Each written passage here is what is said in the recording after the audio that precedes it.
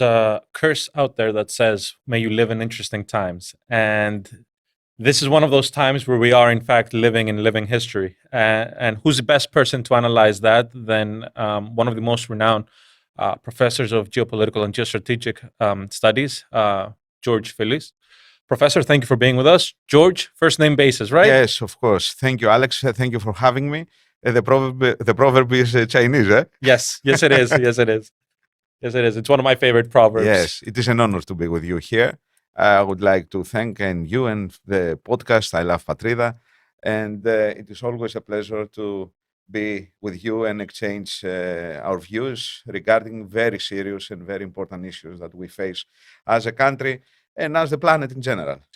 Well, it's a flaming region, so someone with your insights would be really, really appreciated. Give us some sort of insight or a next level sort of analysis on what's going on. So tell us before we start a little bit about yourself. Okay.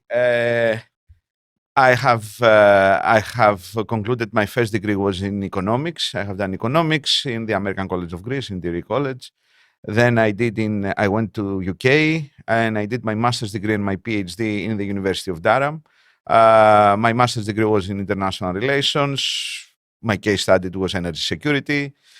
And my PhD, it had to do with the relations between Greece, Turkey, Russia, and the United States. I have based my analysis on the Anglo-Saxon geopolitical doctrines and theories of Sir Huffman Mackinder, etc., etc., etc. I'm not going to lecture now about this thing. And also I have used the theory of late Dimitris Kitsikis of intermediate space in order to make a blend and make a hybrid, let's say, I suppose. Okay, they gave me my PhD, so obviously I contributed somehow to this thinking. And since then, I have taught and I'm teaching in the university level. I have taught many years in the American College of Greece, in Diri. I have taught in the Hellenic National Defense College for 3 years. In many military schools, I am a visiting professor. Also, I'm teaching in the level of the international baccalaureate level, the pre-university English speaking. I did the IB. You did that. Okay, so you know. And also, I am right now a commentator and an analyst in the television of Alpha TV, in the newscast. And also, to my great surprise, I have, let's say, public speaking and many people hear me and I don't know, besides my wife and besides my family. And I have this public exposure, which, okay, it has many good things. And of course, as you can understand, many bad. What are some of the bad? Okay. And also I'm married and I have one child. This good. Is the most important thing. Good. I hope you have many more. Ask my wife.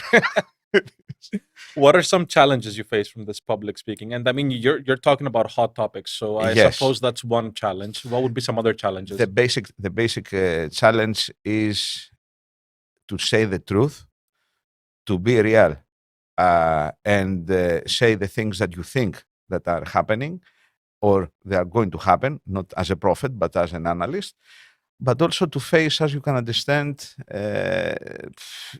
critique on the issue, because not everybody like your opinions. And especially if you say, if you are truth for yourself and for the others, it's not something that it is very much appreciated by some people. Okay, the vast majority of the people, and when they are stopping me into the road, wherever I go, I receive their gratitude and their appreciation, and this is the greatest thing for myself. I'm thinking that I have done something. Your work is appreciated. Yes, and I'm very proud that my son is proud about me. That's awesome.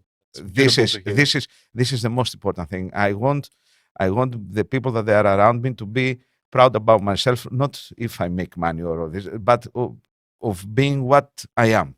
Of being what I am. Can I ask you something on that point? Oh, yes. Would you want your son to follow the same path like you? Huh. Interesting. I have discussed this thing. I have to tell you that since my wife is a child therapist, is a psychologist, I have taken directions, okay, that I have to follow, very strict directions, as you can understand. So I'm trying not, let's say, to indoctrinate my son and my wife. She's not trying to do that. We try to allow him to give him the space to do whatever he likes. He is in an age right now. He's 13 years old. He's small, but he's not so small right now. He understands completely many things. And what I can tell you is that he loves history and diplomacy. Okay, so Full circle. Full circle, but it was not intentional. This is the point that I would like to say. It was not really. Does your wife say it was intentional? Because the wife is always right, not you. Yeah, and I'm very relaxed in my house when my wife is always right. You know, you have to be sure about that. I don't know if you are married, but no, I'm engaged. I'm engaged. You are engaged. Okay. Beautiful. Follow my advice on this. Beautiful Diddy girl as well. Okay, very nice, very nice. So the point is that no, my wife is telling me that she's happy about how I'm dealing with my son on this level. Of course, there are always, issues of critique, let's put it that way. What we're going to do with Panathinaikos. Don't allow him to see, too much football or whatever. But in any case, my point here is that, no, my son, he's raising in a family which has many books. And my wife and myself, we have books. We have libraries. And my wife has a public exposure. It goes out in the news and all this kind of stuff. So I think that he sees what is happening. And to a certain extent, okay, we exert influence to him. Okay. And, okay, he could have let's say, go towards more psychology-oriented issues, but he is not doing this. He chose the right path. He chose the right path.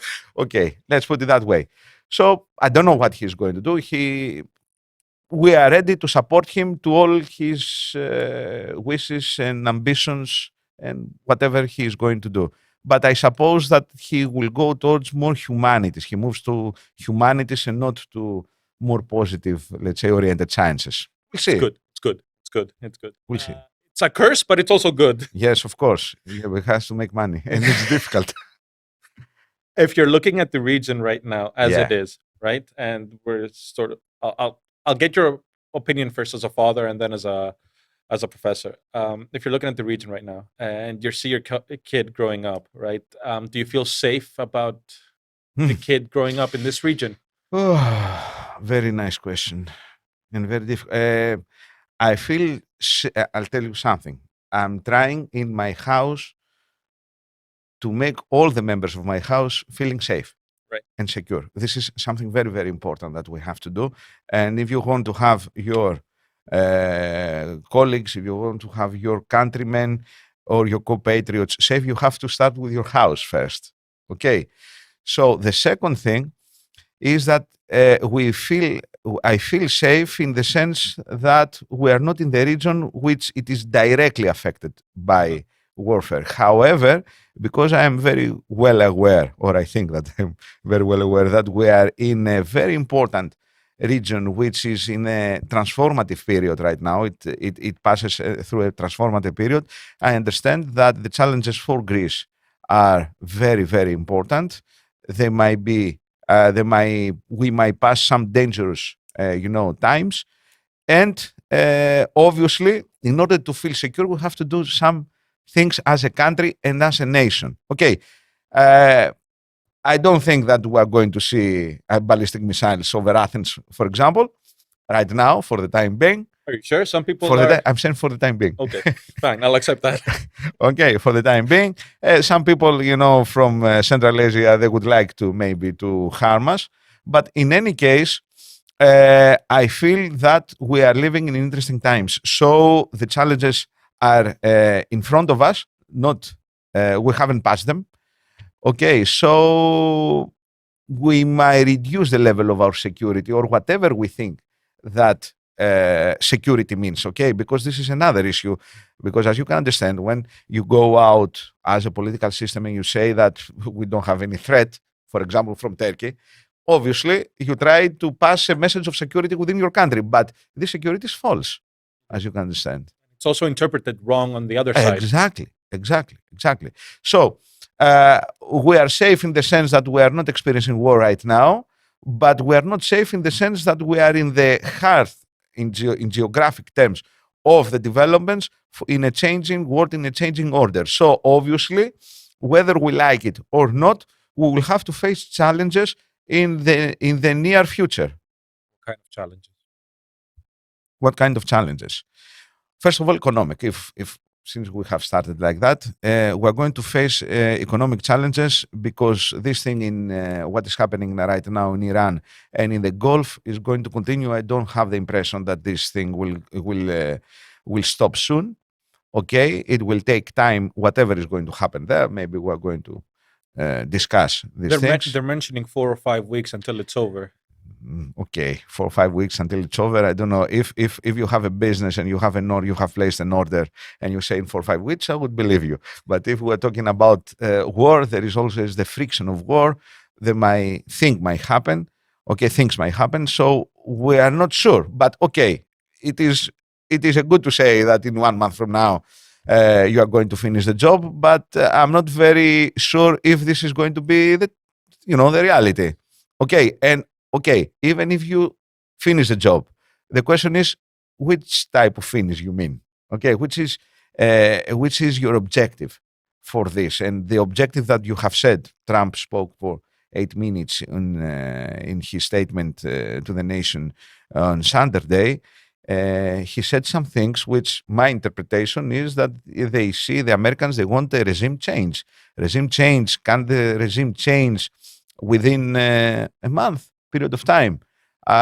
It is highly debatable according to myself and to my thoughts.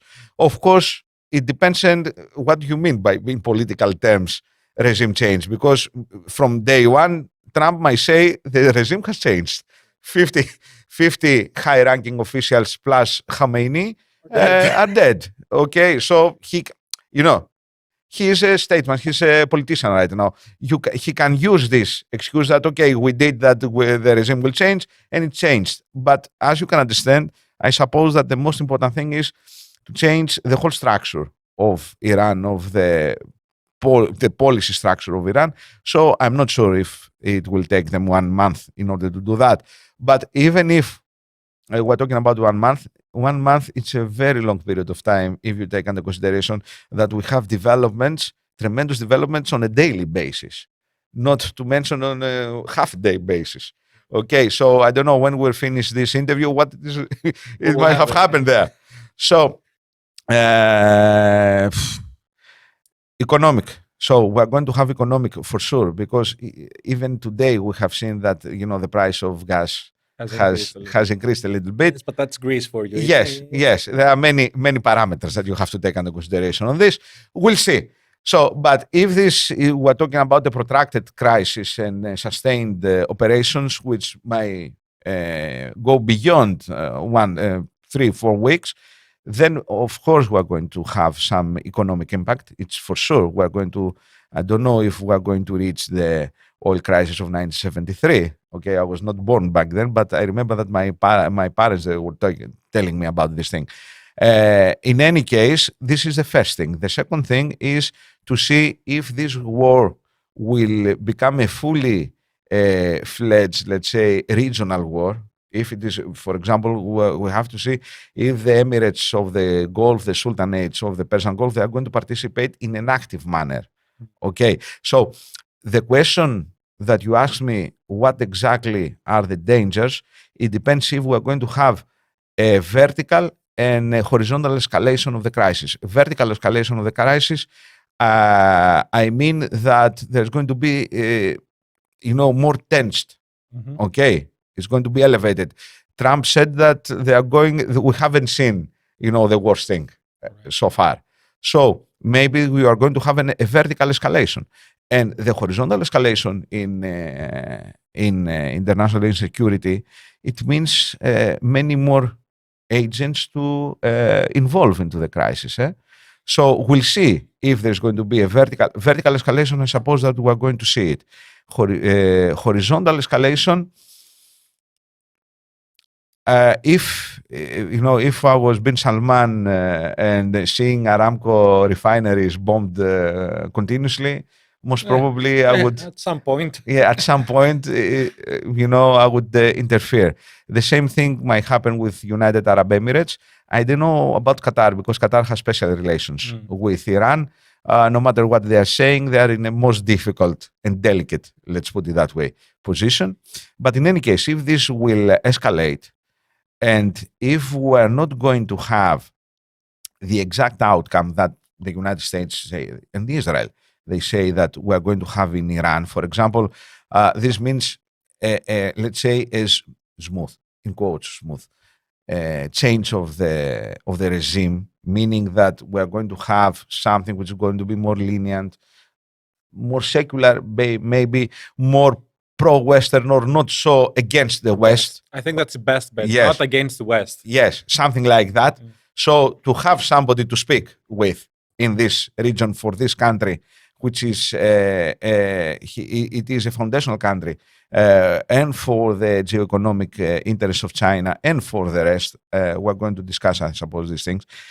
If this is not going to happen and you are going to have an internal turmoil, internal instability, which might bring, for example, at least civil war, because there were many people, millions, obviously, that they were cheering the death of Ayatollah, but also there were millions that they were crying about this thing, and they were feeling sad. So if, let's say, the outcome is not going to be convincing, let's put it that way, and we have a situation which is not clear who rules the country, we might have also some centrifugal powers, for example, the Kurds, the Valuhis in southeast, Arab tribes in the south of Iran.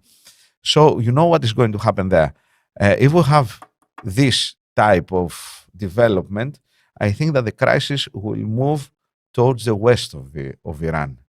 Meaning, we haven't seen what is happening right now in Syria. We haven't seen how the Kurds, they are going to participate into this thing. And also Turkey. So my point here, you see, I'm doing a lecture now. No, it's okay. My point here is that the danger for Greece, I'm trying to put it nicely, this is my point, the danger for Greece, it's tangible and real, that we might have into our doorstep war, and to our doorstep is not Iran, it's Lebanon and Syria, with the involvement of Turkey, with whatever this might mean for our security.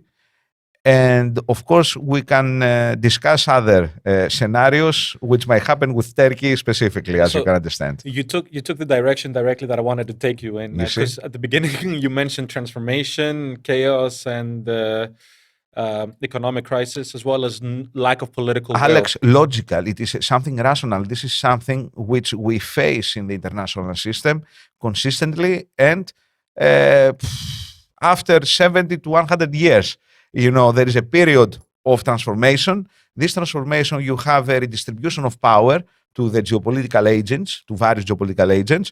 It is the survival of the fittest in this case, as you can understand. And whether we like it or not, international law, it goes back, and the law of the fittest and the possibility for changing of borders is a very tangible reality. If we don't understand this... So realism. Realism, not realism of international relations, realism of life, actually. Otherwise, as I tend to say, you are a hobbit and you don't understand what is happening around you.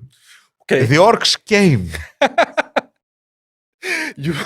You mentioned Kurds, Turkey, and challenges in Greece. We've also seen a couple of missiles here and left and right of Cyprus.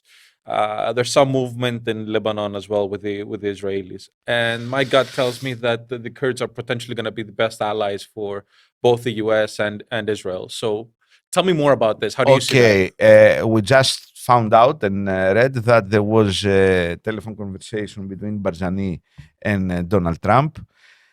Obviously, this links to what we said previously because in order to change the regime on the ground, you need something on the ground. The regime cannot change just with aeronautical operations and bombardments. Okay, you decapitated the political elite, the high-ranking officials, but I'm sure that they had counted on this probability or possibility, so they have a succession line into their ranks. But in any case, in order to bring change, because this is tremendous change for the whole Asia, not just for the Iranian people or the Persian people, you need boots on the ground. Now, if these boots on the ground, first of all, Trump yesterday didn't rule out this possibility for the first time. Okay. And the same thing happened, I think, and with the Minister of War, the Secretary of War. He didn't say specifically that this thing might not happen. So, of course, this thing, as you can understand, and having the experience of the previous expeditions, Gulf War I, obviously you were not born, and Gulf War II, you were born, I suppose. Yeah. Okay. It will take months to summon the forces, isn't it? Because ground forces, you need many things to be done, and you have to have a secure base. This is another thing. So you need something more quicker. Word of mouth has it, it's going to be special operations, special forces, small team, in and out. It's not enough. It's not enough in a country like Iran with 90 million people, even a multinational country, because it's not just one nation there, as we have already said. I don't think. Okay, I'm not an expert on military operations, but I suppose that I find it very difficult. Of course, you might act these special operations and the instigation that is going to take place. It might be a catalyst for the people to go out, but I suppose that you will need something more there, something which will have also will have the ability to exert armed force in order to, let's say, in order to implement whatever it has to be done. So I suppose that this discussion with the Kurds, with Barzani, it may give us an impression or a direction towards where we're going, because the Peshmerga, they are a very well organized, military force in northern Iraq. Obviously, Barzani were the leaders when there was a short-lived Kurdistan in Iran immediately after World War II. It was Barzani who was the leader for this family, I mean. Okay, not this one. He's not a Highlander. But in any case, I mean that the Kurds, yes, it is something. And this is, let's say, my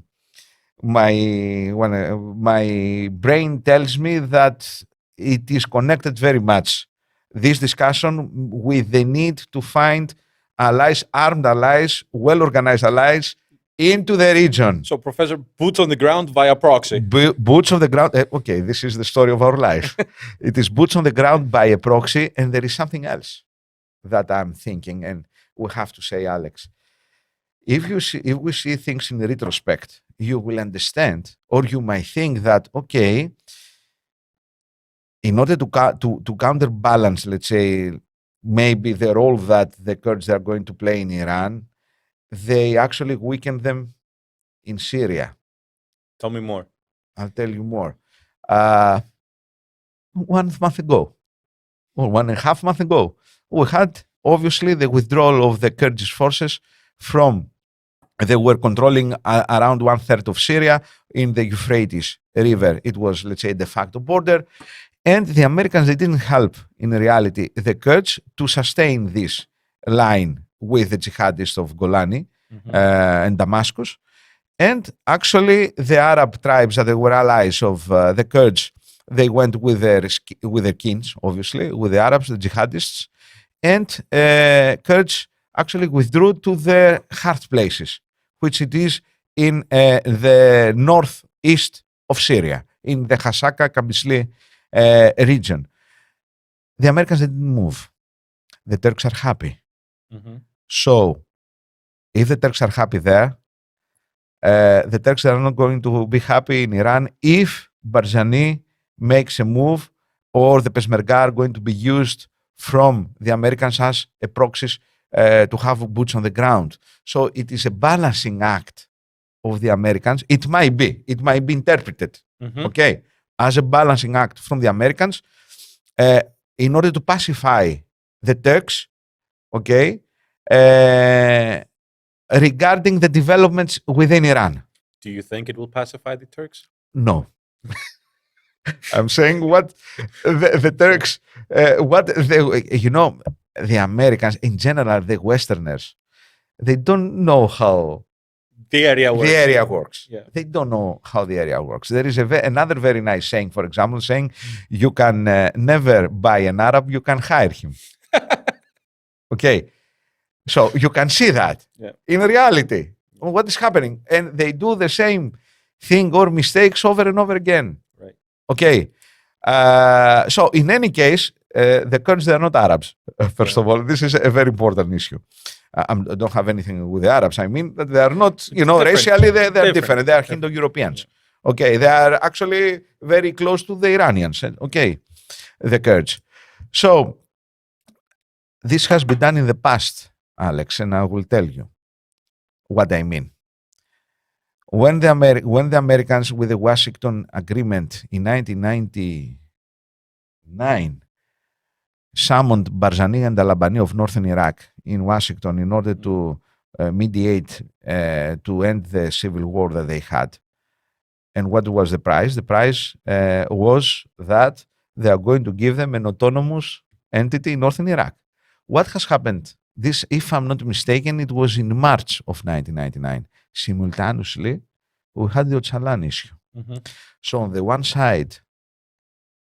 hand, actually, the Americans, they are making a semi-autonomous entity of northern Iraq for the Kurds, okay, something which is a curse, as you can understand, for the Turks. And simultaneously, in order not to be so negative on this, they gave, in reality, Öcalan to the Turks. Do you see? Yeah. There is a similarity. Of course, it remains to be seen if we are talking about, if we are going to have something similar, meaning, to give them something to pacify them or to make them, let's say, for example, Erdogan to have something to say to his voters. I don't think constituency. I don't think appeasement is going to work that much for them. Of course, I'm saying what they're thinking in Washington. Yeah. Of course. That's why I'm not feeling secure, because they're thinking wrong about the Turks. To me, the way you're explaining it, Professor, if knowing Turkey, the way I would perceive it is automatically you get involved into this. Erdogan has told us. He told us that if there's going to be an internal instability in Iran, the Turks will invade in order to make a zone of protection against illegal immigrants. And that the same thing poses a question about Israel's reaction to that. And there's a question about Cyprus as well. Okay, the question first goes to Israel. I will refer to you to the Nagel Committee. 1 year ago, Jacob Nagel made a report which says that the following 10 years there's going to be, or it might be, a war between Israel and Turkey, and the Israeli Air Force, the Israeli armed forces, they have to start the operational planning and to, let's say, organize their procurements and whatever, the dogmas, the doctrines, whatever, for dealing with this issue. So I suppose, and I think that on the plans of Israel regarding the new Middle East, as Netanyahu has said in the beginning of the Gaza crisis, okay, in October, in the middle of October, in the next following days of this massacre that took place in 2023, I don't think that this Turkey has a place. I'm not saying that you are not going to deal with Turkey, but not with this Turkey, I suppose. And I think. So I don't think, I want to count my words here on this because I understand it's English speaking. Okay, some people might hear it. I don't care, but in any case, I'm always telling what I think that might happen. But I think that Turkey will find itself in a very difficult position right now if it will choose to intervene in Iran in the way that Erdogan says. And it's not only Israel, it's also the United States right now. Because another thing which we have to say it is how many months we are hearing that Netanyahu and Trump, they are at odds and the Americans are not supporting the Israelis. Okay, allow me now to bless my bird and yours, as we say in Greece. I was saying, well, παιδιά, you will see it. Guys, you will see it. You will see if they are at odds when it will come to Iran. Yep. Because this is the main issue. Okay, to discuss about a humanitarian issue, which is a humanitarian issue as well, in Gaza, okay, and the Americans and the Westerners to say that, okay, we need to do something in any case for 2 million people, yes, and to have some, let's say, discrepancies between the views between Jerusalem and Washington. But when it will come to the big fish and when it will come to the main source of geopolitical instability in the eyes of the Americans and the Israelis, both of them, they will go as one. Right. Okay. So I don't think that Turkey will have too many, let's say, too much space to maneuver there in Iran. Okay. So it will maneuver in Cyprus? First of all, it will maneuver in Syria. Right. That's why I said in the beginning of our discussion that most probably the war, if we are going to have a protracted war, is going to move to the west of the borders of Iran. So it's not going to be confined into around the Gulf. Right. Okay. This is the economic parameter for Greece. But if we go to the west, then we're going to have hard security issues, as you can understand, depending on what, of course, will happen. And I am, first of all, allow me to tell you that since October the 8th of 2023, so the next day of what has happened in Gaza, of the massacre, I was saying that what started in Gaza, it will end in Tehran. Okay. And 2 years ago. Okay.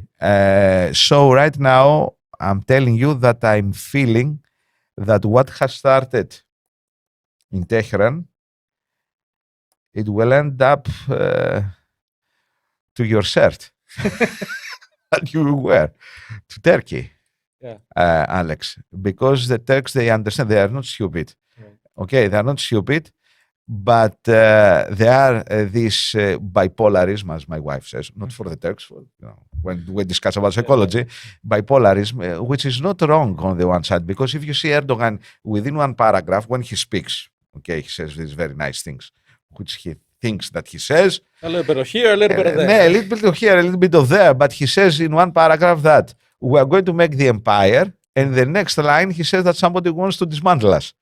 So this, if this is not bipolarism, what is schizophrenia? So they have this schizophrenic attitude, and you know something?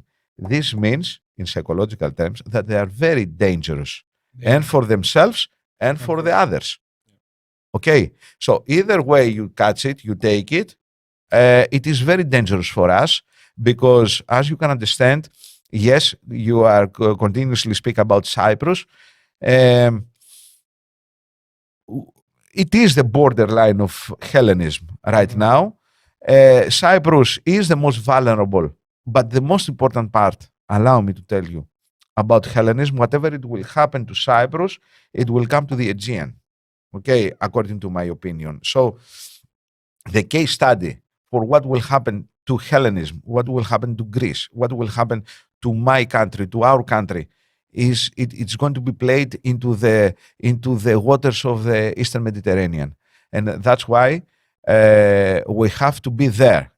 I was very glad to see that the Greek government right now decided to send a task force, an aeronautical task force, into the big island, the island of Aphrodite's island, because the island is Greek, no matter what the Turks they think or the British are doing. Do you think it was enough, though? And for what purpose was it sent there? Was it sent there for Cyprus or for Britain? Very nice. This is a very nice question. I will see the glass half full. I prefer. Yeah. So, no matter what the reason is going to be, Alex, it boosts the morale of the Cypriots, of the Greek Cypriots. This is the important thing. You know, for me, I'm trying to see the essence and what is the important thing for us. They have used also, there were some people in the government that they said that, we sent the frigate Kimon because it is interoperable with the new high state-of-the-art electronic systems, the ISA radars and all this kind of stuff, with other forces there. Okay, I don't care. You know what I care about? I care that the frigate Kimon went and followed the history of the general Kimon, of the Athenian general of 450, which he went there, he beat the Persians, even dead. Okay, and the story goes on and makes a very nice full circle. So, because, the Greek Cypriots, they thought it in that way. Do you see? Even if they wanted to do it, because I'm sure that they wanted to do it in order to demonstrate to our allies that we are the good kids, guys there and all this kind of stuff. But also, it had something very good. It demonstrated that in practice, first of all, that Greek forces can go immediately. This is something which you need to count it. Okay, they are there. The discussion between Christodoulidis and Mitsotakis, it was in the midday. In the afternoon, the F-16s, they were there. In the afternoon, the F-16s, they were there. And afterwards, at night, the frigates arrived in Cyprus. So, is the question if it is enough? It is enough from this point of view, from the point of view of boosting the morale and making the statement that the island is Greek and they are the Greeks there, that they are responsible to defend it. Because the British, they were not ready not even to defend their own sovereign base. Okay, so it's not enough, of course, in order to counterbalance the Turks. But I think that it is enough to make the statement, and it is enough for the level of threat that we have right now. And if the level of threat is translated into the movement of UAVs against the island. Right. If you're going to ask me what it needs to be done regarding counterbalancing the Turks, I'm telling you that we need, of course, to have a squadron there on a permanent basis, not a wing, okay, a squadron, or let's say half of squadron, because, okay, for security reasons, you cannot have, let's say, 20 aircrafts there. If you have 4 to 8 aircrafts, I think that they are more than enough to make your statement and control the region. Of course, you need to have interoperable, because right now, though, it's not enough. It's not only for Cyprus, it is for the whole region. Israel, Cyprus, Greece. It is for the whole, let's say, space of Central and Eastern Mediterranean. It's not enough. We need to be interoperable. We need this Achilles dome. It's a very nice marketing process, marketing message. I hope the marketing makes to be consistent, however, meaning that all of them, they are going to go towards there, not just to market it in words, but to take advantage of our colleagues from Israel, to take the know-how, to give them what we can offer them. For example, the Kentavros system, anti-UAV jamming system, passive system, as they call it, if I'm not mistaken. Okay, I apologize if I'm not calling it correctly. The Israelis, they asked that they wanted to incorporate them into the dome. This is something amazing, according to my view. So we need to create a continuous, let's say, area of denial, okay, and interoperability between the Greek forces in the mainland of Greece, the Greek Cypriot forces, and Israel. Okay, in order to, and then I'm going to tell you that this is enough.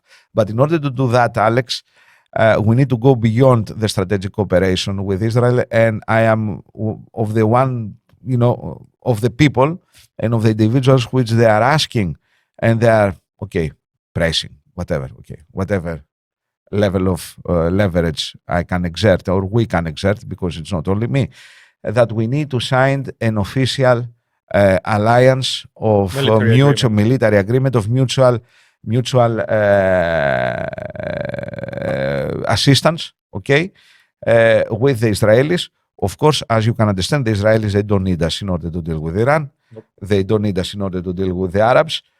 The main issue for the Israelis is the Turks, okay, for the next decade. So we have to make, if you want my opinion, and we have to forge a military alliance between Greece and Israel in order to safeguard the rule of law, okay, and the international law into the waters of the Eastern Mediterranean.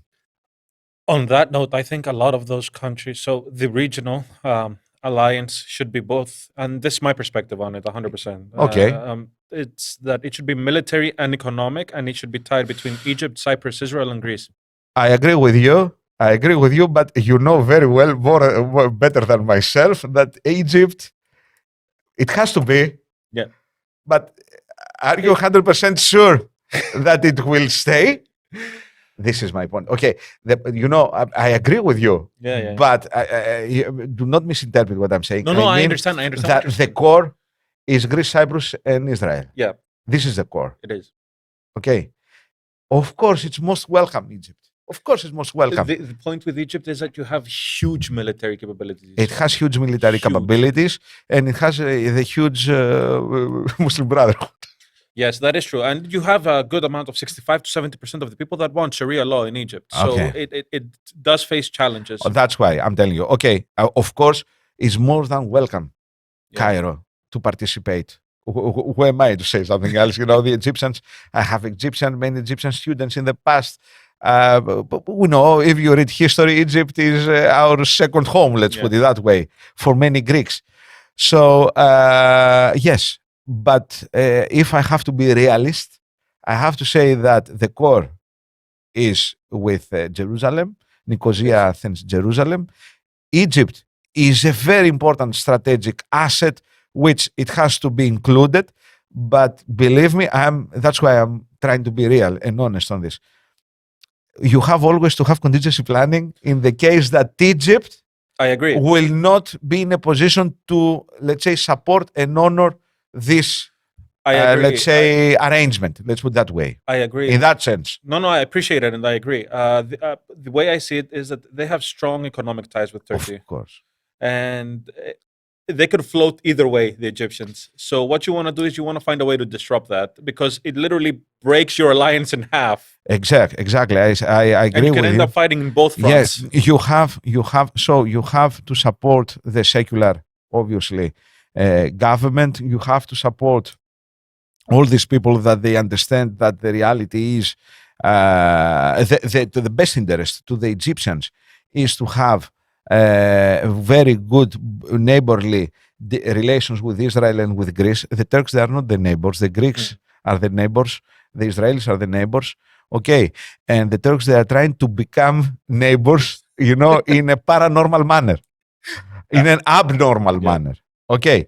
So also they run the danger, because let me tell you something, Alex. If you speak to a politician, a secular politician in Egypt, my question is, if you tell him, or if you convince him, it's not a matter of convincing, but in any case, if you tell him that, okay, Turkey is not going to change, even if Erdogan will leave, okay, will depart, whatever, even if there's going to be a dictatorship, even if the military is going to regain power, whatever, Turkey is not going to change. The Turks, they have taken the route. They have made the choice, and they are neo-Ottomans right now. So do they want actually to ally themselves with somebody which that at the point when you will find yourself in a weak situation, it will try to take advantage and, let's say, drag Egypt into Sharia, into a radical Islamic... Or refund the Muslim Brotherhood. Or refund them. Do you understand? Yeah. So, okay, there are, I think, logical and solid arguments in order to deal with the Egyptians. But because, as you can understand, logic in the Middle East doesn't work well all the time. You need to have a contingency and backup plan. Okay, I insist on this. And this, again, I'm telling you, is not against Egypt, obviously. No, of course not. It's to protect yourself from unfortunate events that might happen, like the Morsi incident, let's say. Okay. Turkey funded. You said it. Okay, fine. You mentioned previously that Turkey's gonna potentially find itself intervening for the issue of migrants As an excuse. as an excuse, but I want to focus on the migrant thing for a bit. First of all, I haven't seen many Iranian migrants. They are not going. Yeah. They are not leaving their country. Yeah. Or the people that have left their country, they were the royalists. Right. Okay, so they had money. Yeah. I know. A lot of them come with golden visas, for example. Yes. I know, when I was 10 years old, I made an Egyptian girl. I baptized her. I was her godfather. Really? Yes, I was her godfather, and I baptized her Christian Orthodox. Beautiful. Yes. I'm not saying the whole story because it's a family story, but It's okay. this was On the migration issue. Greece has been a subject of waves of invasion. Ella. yes, illegal migration. I was gonna say, but yes, in You are politically correct. invasion. I Is like the your best shirt. Invasion is the best way to put it.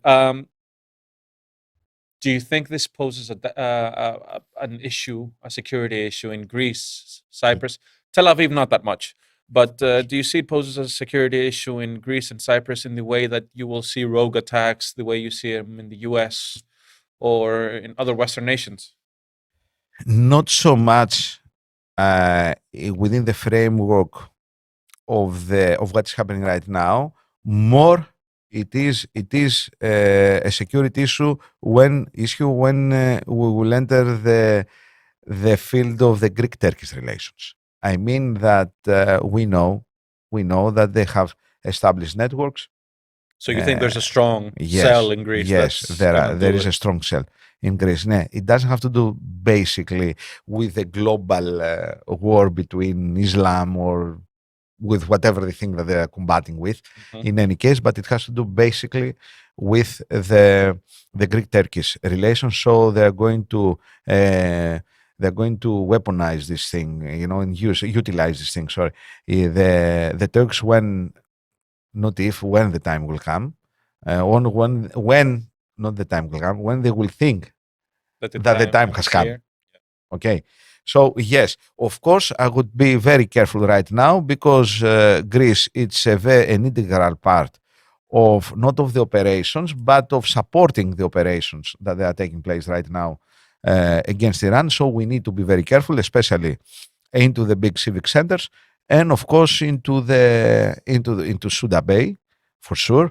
I have read the news that there were too much traffic with spies and virus. There was. I was going to say there was a spy that was caught. Yeah, recently. I had two of them. The one Georgian and Turk, something like that. So in any case, you know what is happening. This is the curse and the blessing of being in a very geographical important position. Okay, so I don't have psychological problems. I understand this.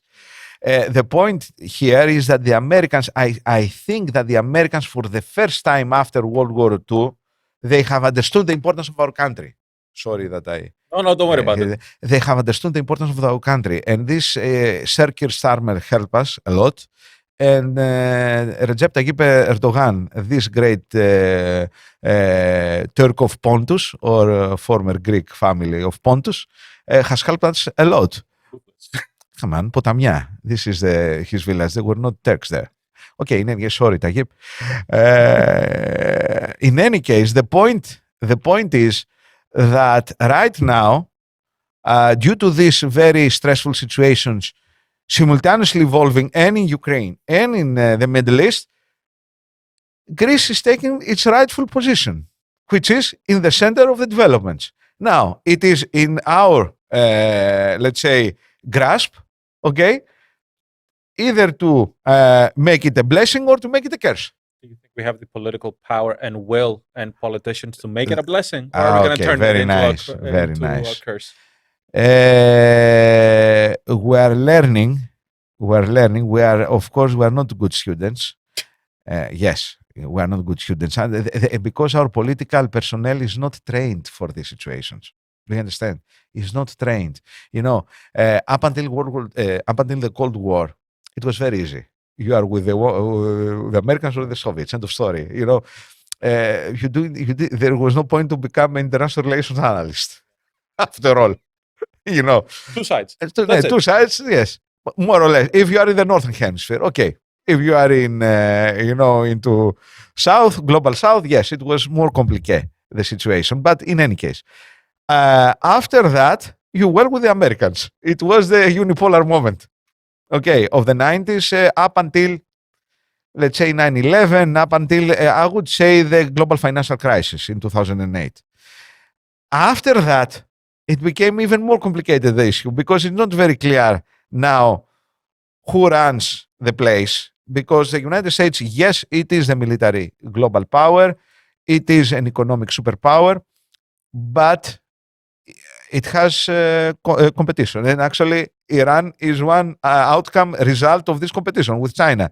Because if we see it on the global level, the conflict in Iran is about China. It's not about Israel. And I was going to ask you. Yeah, we'll discuss it. I don't have any problem. What I was saying that our political personnel stayed in the Cold War, actually, or not. No. I rephrase. Sorry, because in the Cold War it was pro-Americans. It stayed into the Europe. The great idea. The early PASOK years. The early PASOK years. And the Semitic years. After the Semitic years, we turned to Germans. So the problem here, it's not the Germans, are that we have a specific orientation which actually excluded ourselves from our vital space. And the vital space is not Europe. The vital space, as a geopolitician I'm talking about, which I've read history, I say that I know some things, okay, is the water axis, Black Sea, Straits, Aegean, Eastern Mediterranean. This is our vital space. Vital space is not Rotterdam, if you want my opinion. And right now, we try to educate ourselves somehow to reorient, but we have some, as you can understand, constraints and some vested interests which they are turning, towards Brussels. Okay? It's very difficult to break them. Okay, I'm not saying that we have to depart from the European Union, but I'm saying that we have to strive, our political personnel, it is to strive for the interest and the security of the Greek people, not of the security of Brussels. So, to put it in a political incorrect form, to grow a pair of balls. Yes. Okay. So the point here is that I think that we have reached the limit of the current political system of what they can do towards that direction. We need people that they have a clear mind and peace of mind, actually, not only mind, regarding what Greece should do. You see that on the one hand, we go, Mr. Katz came here for days. Okay, 4 days. An Israeli defense minister, he came 4 days to stay. Okay, I understand that very few things went out. Completely understandable. I'm not saying anything about that. And this was good. But the next week we went to Turkey. No, this is the message, the marketing mix that we're using is not correct. We are sending contradicting messages. I'm not saying not to make diplomacy. I'm not saying this. You need to make diplomacy. Can I pause you there for a second, Professor? Yes, of course. But we're sending contradictory messages because I don't think we have the skill in terms of diplomats not to send contradictory that's why messages. I'm telling you, we are not trained. We are not trained. It is something that we need to change on this, and I'm sure that some things are changing with the persons. You cannot change. You cannot teach an old dog new tricks, as they say. What you're saying is we need a purge, a catharsis that cleans everything up. Because if you see the way the diplomats become diplomats, or this system as a whole, it's not particularly reflective. I have to tell you. I was not sometimes, 3 times I have become.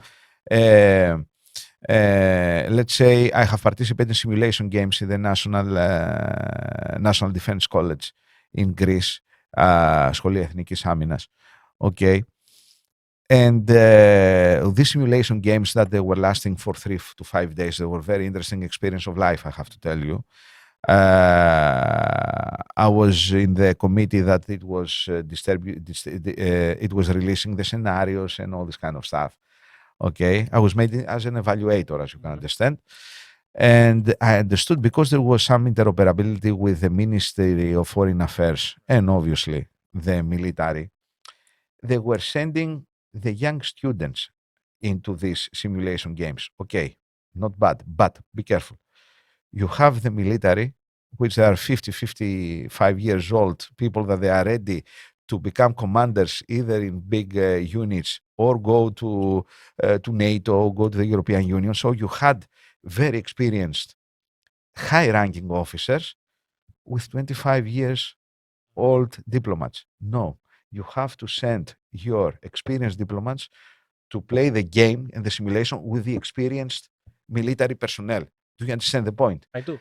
Because otherwise, I'm not saying that you cannot do that, but take these young diplomats or the young students of the diplomatic corps and make a simulation game with the students of the Σχολή Ευελπίδων here, of the cadets, of the young cadets, in order to make them to be on the same page and on the same page. That's how you grow a generation. Yes, exactly. But no, consistent foreign policy. Exactly, because we're talking about very serious simulation games. I don't want to make to be more precise on this and make some detail to give more details on this. But I mean that you see, and I saw that in the Ministry of Foreign Affairs, they have different mentality than in the Ministry of Defense on how to handle with a crisis. And I'm coming to this. So you need to re-educate yourself. You need, first of all, to boost the morale of the country. You need to make the Greeks understand that we are not a small country. Because how many times you have heard politicians, we are a small country. Τι λες, αδερφέ, what are you saying? How are we small? We are in the middle, in terms of population, we are a middle-sized country of the European Union. We are on the top 5 countries in military terms in NATO, 5, 6, okay? You have in the top 50 economies of the planet, and you potentially control a very vast space, if you include Cyprus as well, which is equated with the vast space, for example, that Sweden or Spain controls. How in the hell are you a small country? And you're not counting the Greeks that are abroad. No, or the second generation. I'm not counting. I'm a realist. I'm counting only them, only the people that they live here. Okay, so you need to change the perspective. This is the point.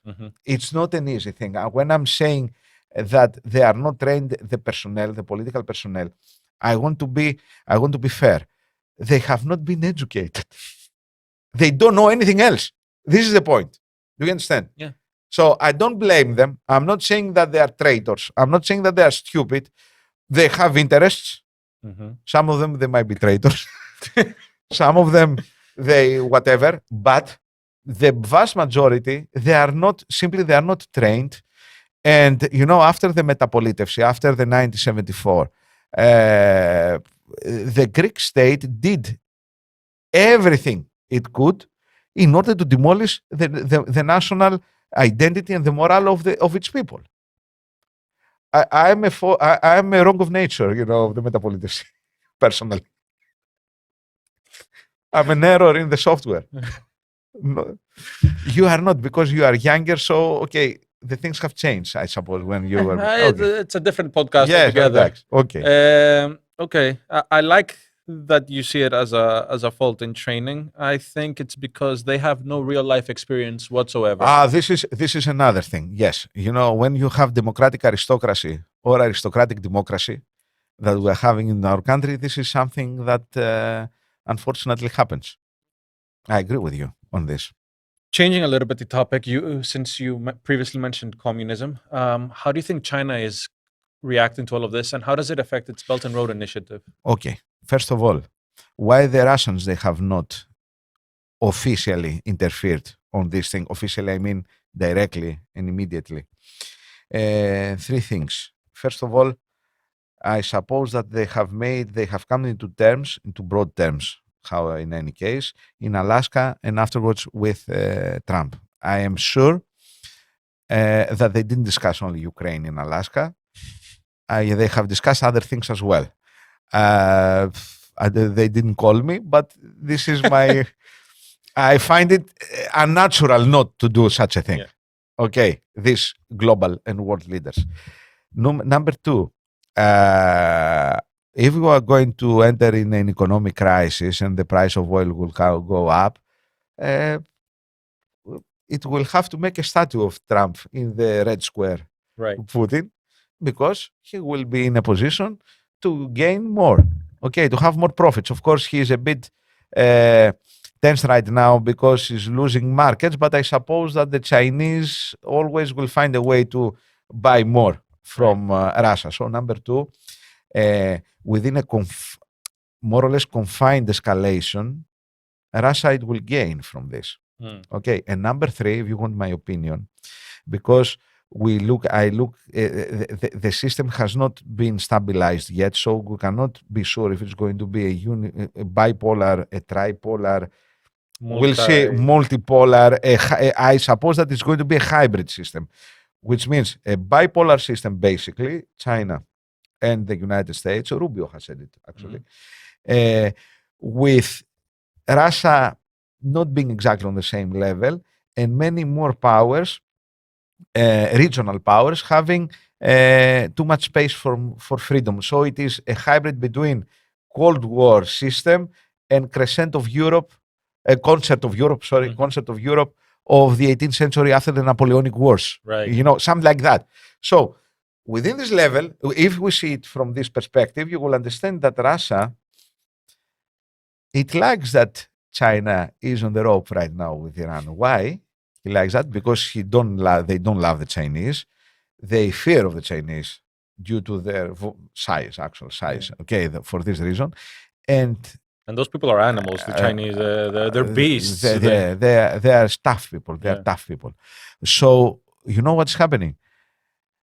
In this situation right now, Beijing starts to need Moscow more. So on the same level that Moscow was needing Beijing during the Ukrainian war. That's why I see the Russians being in the corner, watching and smiling a bit, because also in the back of their mind they have the point that the Americans, they might be dragged into a stalemate, like what they are experiencing in Ukraine. So this is another reason. So. I'm asking for Russia. You didn't ask me, but I'm telling you for Russia first. I'm professor. I will it's okay. Go for it. Okay, let's go to China now. China, it has a problem. It has a big problem. Why? Because Iran is, let's say, the milestone country for its Belt Road Initiative. And why? This is proven from the fact that in March of 2021, in 2021, they signed a memorandum, the Iranians, with the Chinese, which more or less it gives the country to the Chinese, right? Effectively, okay. And the Chinese, they have said that they are going to invest 400 billion euros to Iran. Okay, they haven't done this yet. Of course, it is a 25-year period memorandum. This means that they are going to exert influence into the coastline of the Persian Gulf, obviously the Hormuz Straits. They are going to be allowed to take over the basic infrastructure of Iran. Well, Alex, Iran is doing this traditionally. If you see from the Darcy Agreement in the beginning of the 20th century, when they come in to deal with a big power, they give everything. Like the British before. Okay. So I don't know why. No matter if it is the Shah or the Mullahs, they do the same thing on this. In any case, the point here is that the Iranians, they have become, let's say, the point of intersection of the land road of the Belt Road Initiative and the sea road of the Belt Road Initiative. So as you can understand, if somebody would like to disrupt, the Belt Road Initiative, or to create further problems to the Chinese, to make it more difficult after all, the whole thing, Iran is the obvious choice to break this highway that is being formed. Okay, so if you see Iran, and as we say in foreign policy decision making and analysis. You have to see it in a multi-layer level. For example, on a local level, yes, there is the issue, for example, of the war between Israel, of the competition between Israel and Iran. On the regional level, it is the issue of destroying the Shiite Iranian corridor. On the global level, it elevates on the issue of dealing with China and the United States. So if you see all these three layers, the local, the regional, and the global, actually for the Israelis and the Americans, the choice is obvious. It's the same thing what you have to do. Okay, that's why I see and I understand. This is the reason. This is how I understand the crisis right now. On the question what China can do on this, number one, historically speaking, okay, the Chinese, do they have the volume, for example, of the forces to exert some type of leverage and power in the region? Their aeronautical forces, yes, they have the power to send. But if they do that, as you can understand, we are elevating the crisis and we're going somewhere else. This is not a simple choice to be done. Number two, do they help the Iranians? We know very well that they help them. They have helped Hamas. The Israelis, they have demonstrated in Hamas 3D printers, if you remember, for guns and these spare parts, whatever they were using. They were Chinese. Obviously, the ballistic missiles, they need to be, I'm not an expert on this, but they need to take data, satellite data and all this kind of stuff in order to be guided. It's not possible to do it, without these capabilities. So they have done also this thing. They might have given them the electronic equipment, jamming or anti-jamming equipment. The ballistic missiles, this is something that I would like to see. In any case, we have to see if they have given them the missiles with the capability to hit big naval vessels like aircraft carriers. This is something because China has developed this technology. Of course, as you can understand, if something that will happen, this means direct Chinese involvement because so this is another issue. That's why I think that the Chinese are not going at this level, at least the level that we are right now, to interfere to this level. Okay? I don't think they want direct conflict. Yes, either. This is the point. However, they can make a distraction in Taiwan. Yeah, they can. I'm not saying that they are going to invade, but they might create a small crisis, which then the Americans, they will have the dilemma, am I going to send forces there? And can I do it? And in any case, to stretch the American capabilities. I'm not saying that they cannot do it in two fronts, but you understand that it's very difficult in economic terms, in political terms, in any aspect, for any governor. And something else in order to conclude my thought. So I don't think that they are going to involve to this level.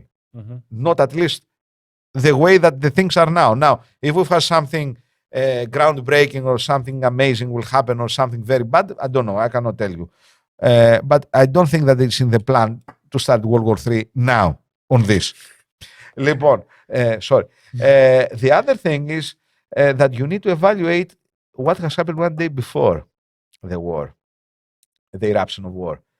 We had a small war, one-day war between Afghanistan and Pakistan. Okay. On Friday. I was gonna go for India, but you. Yeah. No. I will put this part into the big picture. Go for it. Okay, the Taliban attacked to Pakistan in this instance. Okay, so it's something normal, but the intensity of the incident, which brought some hundreds of deaths in very few hours, okay, and bombardment of Kabul, Kandahar, and the other cities of Afghanistan from the Pakistani Air Force is telling me what. And the important thing is that the Taliban attacked, not the Pakistanis. They started the quarrel. The Taliban. What is telling me, because we know that the Taliban, they have let's say, working relations with the Americans. Let's put it that way. When the Americans left the way they left, they Gave them the weapons. Or the whole hardware. If you see the mantra that it was there with the armored vehicles and the Humvees and all this kind of stuff, and now they're parading the Taliban, and you think that it is the US force in Afghanistan. So the Taliban, they did something which I suppose it disturbed and worried China, because the best ally of China in the region is Pakistan. So maybe it was a message. Okay, do not cross a red line, because we are going to create a problem, and to another very important ally. And this important ally also, it is another very important part of the puzzle of the Belt and Road Initiative, and as a corridor east-west, but also it transverses Pakistan from the north-south in order to have an exit into the Indian Ocean. So I think, okay, this is what I think. Okay, it was a direct message to the Chinese not to cross a red line, because they're going to be another problem to another very important country of them. And I suppose that the Indians, they would be very happy about this. They would. Okay. So you see, I understand. My understanding from this is that for the time being, and I want to stress this thing, and under these circumstances, the way that we face, Chinese, they are not going to interfere to the level that they will escalate the crisis horizontally and vertically, and they will say, we have to make our prayers, all of us on the planet. Wouldn't that mean that they would then have to accept that all of the groundwork they've put in the region is gone? Yes, this is very important question. You know what's happening? They think that they might protract the crisis in Iran the way that the Westerners protracted the ability of Ukraine to resist. It's a war of attrition. Right. Okay, you should not forget this, because they think that it's to the last Iranian, as the British or the French, or they say to the last Ukrainian. It might be the same thing, more or less, if you think about it. So that's why I've told you it is of the utmost importance, which is the objective, the objective of the United States and of Israel to be achieved quickly. Because if it's not going to be achieved quickly, we might enter this type of situation. Okay, so yes, China is going to delay its Belt and Road Initiative, but if you balance the geoeconomic with the geopolitical, always the geopolitical wins. Yeah. Always the geopolitical wins, no matter what they are telling us, the liberals or the neophile left, as we say in Greece. I don't know how you're going to translate this, English, whatever. Neoliberals, neoliberals, left liberals, the left liberals.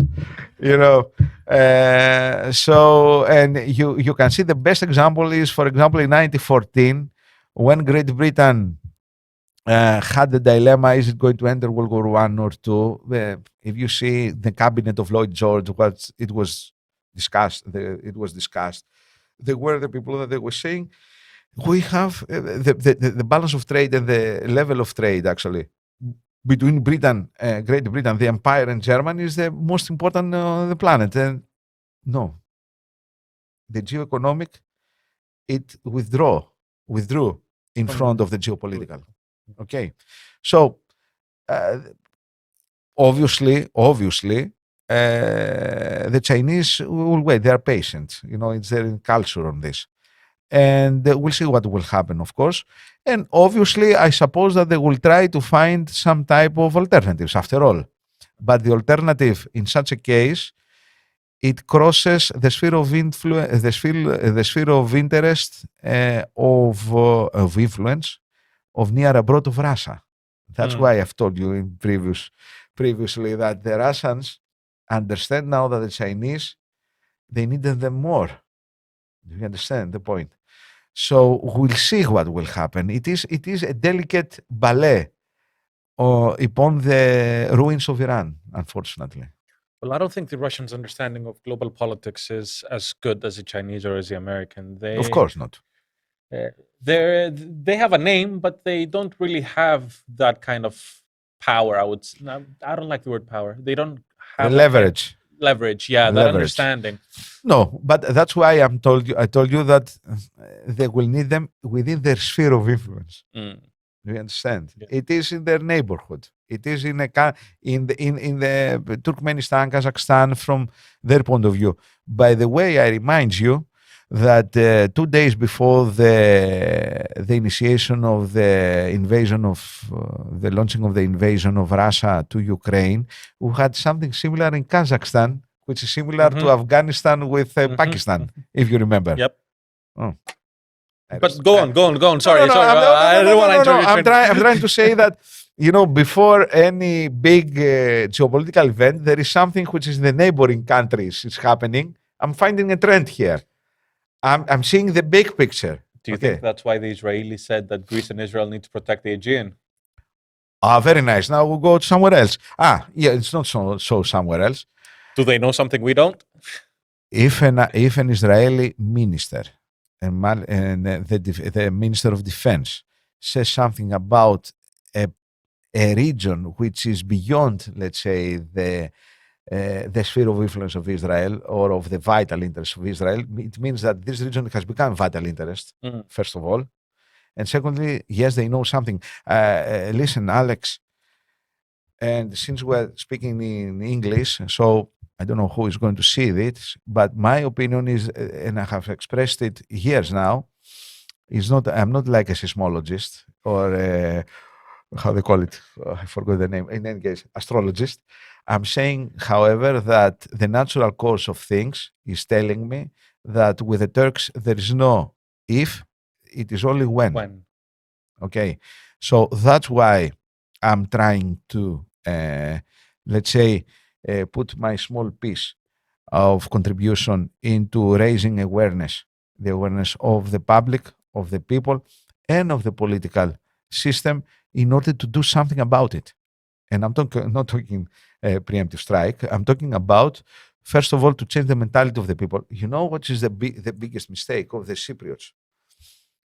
They were saying, the Minister of Defense of Great Britain yesterday said that there were things that they are coming to Cyprus. And Christodoulidis went out and said, no, there is nothing that threatens us and all this kind of stuff. The next day, they got hit.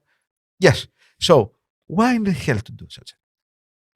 Why do you think that the Greeks and the Greek Cypriots, they are not mature enough to understand what's happening? Why you are not preparing your population for something? This is a big debate, but this is if we send it, put it back into our country, this is the debate. This is the debate. It's not trained. You are like an ostrich that you will put your head beneath the ground. For God's sake. I think it's just willful bliss from the politicians. Yes. They just don't want the hot potato that's why in their hand. Yes, that's why I'm told you they are not trained. They are not trained. And if they increase, they are not trained. Imagine Cyprus, which the realities are different. Okay, right. So my point here is this: is that the Turks eventually they have unfolded, let's say, this canvas of demands upon Greece, that they are not going to be in a position to take them back afterwards. After a point, after all, some people, they say that Erdogan, okay, he is from 2003. Eventually, he entered the power in November of 2002, and after 6 months he took over. Erdogan, it has put all the menu on the table. Okay, whenever it will happen, big buffet. Yeah, the big buffet. Whenever it will happen, no matter if it is Erdogan or his successor, Bilal Erdogan, most probably, and some military men, and it's going to be Neo-Ottoman plus Young Turks. It's going to be both of them. The next to Erdogan, the successor to Erdogan. The fault is to Erdogan of what will happen. It's not to his son, I don't know who else, but I think that the most probable thing, if it's going to be lineal linear the succession, is going to be Bilal Erdogan. It seems to be Bilal Erdogan. Okay, we'll see. But my point is that these things and the demands that Turks they have, they cannot take them back politically. Foreign policy has been set, yeah. Yes, and they have created, they have educated and trained their own personnel on this. Do you understand? So it is something that I cannot put it in my mind. They are discussing, for example, that the small island of Makonisi, it has been taken by the Greeks in 2004, 2006, 2007, something like that. So this means that Prime Minister Kostas Karamanlis, he was a great Prime Minister. He was a great Prime Minister. Okay, not Prime Minister. I mean, a great conqueror. No, don't laugh. I have told him, you are a conqueror. You have taken Pharmakonisi. You have taken all the islands because you know what Bakhcheli is saying and all these guys. They're saying, okay, these islands, they have been taken by the Greeks and they have been conquered by Greece. Yes, but they did it in your watch, they say to Erdogan. And then they put numbers, they put dates. They say 2006, 2007, 2009. So this means that the Greeks and the government of that period of time conquered new lands. And I have told to ambassadors and to people that they are in position, why the hell, I'm saying third time this thing, catch me. Why you are not publish a photograph, Pharmakonisi 1968, Christmas. Publish this photograph, for God's sake. I don't know, Andreas Papandreou visited Inouses, 1982. Do you understand? We don't do the obvious, practical, logical things. Don't leave anything fell into ground of what the Turks are saying. Make an observatory, Turkey observatory, in the Ministry of Defense, in the Ministry of Foreign Affairs. Diminish all their claims. Yes, diminish all they are so ridiculous, their claims. Their claims are so ridiculous that, what can I say, a first-year student of international relations can confront them. The point is that they don't want to do it. This is my point. They are talking about the Lausanne Treaty. Okay, how many islands beyond the 3 miles of the coast of Asia Minor are controlled by the Turks? Why we don't say, okay, these are ours? Simple things. I'm not saying to make war. Who wants to make war? But make sure that you have credible threat. Credible threat. And if you have a credible threat, you are going to postpone this thing. Okay, I'm not saying that you are going to avoid. What about if you had economic ties? So if you build mutual economic ties, would you then be able to avoid it? Geopolitics. I agree. Okay. I answered to you previously. There is no such a thing. Unless you have individual economic ties. This is another issue. I stop here. Yes, those are dangerous waters. I was contemplating whether we should go there or I'm not. going to dangerous waters, but not these waters. Yeah, okay. Not within my realm.